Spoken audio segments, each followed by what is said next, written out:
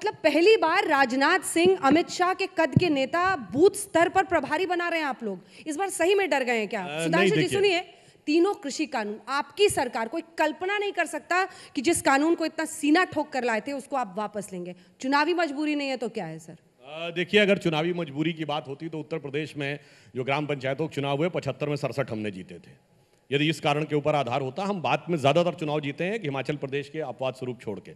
हाँ, परंतु मैं डर के बिना हटा लिए कानून। ना, सुनिए, देखिए वो कारण ये अचानक प्रेम आ गया किसानों पर। ना, प्रधानमंत्री जी ने बहुत साफ कहा, प्रधानमंत्री जी ने कहा कि कभी कभी ऐसा होता है कि दिए के समान दिखने वाला सच भी हम समझाने में सफल नहीं हो पाते हैं, तो परिवार के मुखिया का दायित्व होता है जो विश्व की सबसे बड़ी पार्टी है वो समझा नहीं पाई किसानों को। मानते हैं हम, एक वर्ग को नहीं समझा पाए, तो परिवार के मुखिया का दायित्व है कि परिवार का एक व्यक्ति भी अविश्वास में है तो उसके प्रति संवेदनशीलता से काम किया बजाय तकनीकी उस पर। मगर एक बात आपने जो इनसे पूछी ना, मैंने क्यों बोला, ये तो कह रहे हैं कि ये हैदराबाद से आए हैं यूपी में।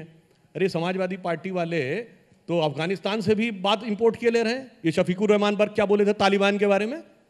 हम बोले थे। ये बताइए, उसका जमाते इस्लामी वाले बोले। उसके बाद मुनव्वर राणा शायर बोल दिए, लखनऊ के अजीम शायर। तो इसलिए नहीं, अब मैं आपको बात बता रहा हूं, आपके पसंदीदा शायर जानते क्या है कि ओवैसी जी जैसे लोग कैसे खड़े हुए हैं। सबसे पहले इनको ताकत किसने दी? MIM की पहली सरकार इस देश में बनी तो अविभाजित आंध्र प्रदेश में कांग्रेस के साथ मिलकर बनी।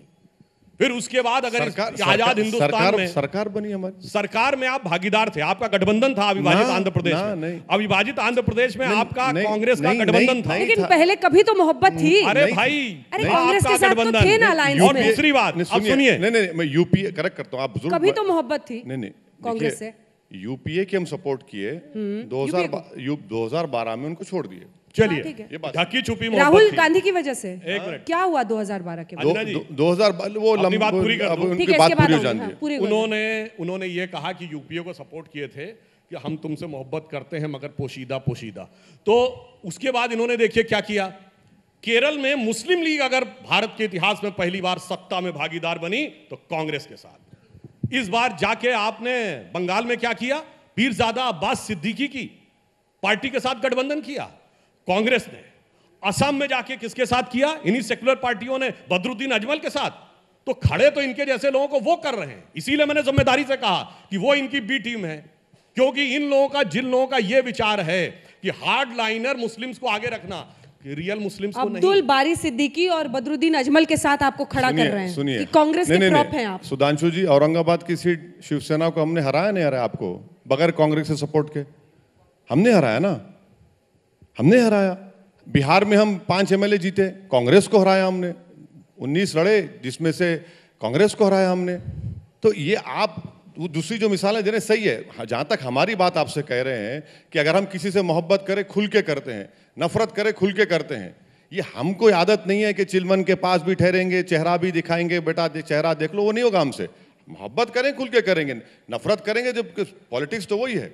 अब दूसरे लोग टाइप सबको समझाना पड़ता है आपको। देखिए, हमारा कांग्रेस से भी तो बुरा है, हमारा उनसे भी बुरा है।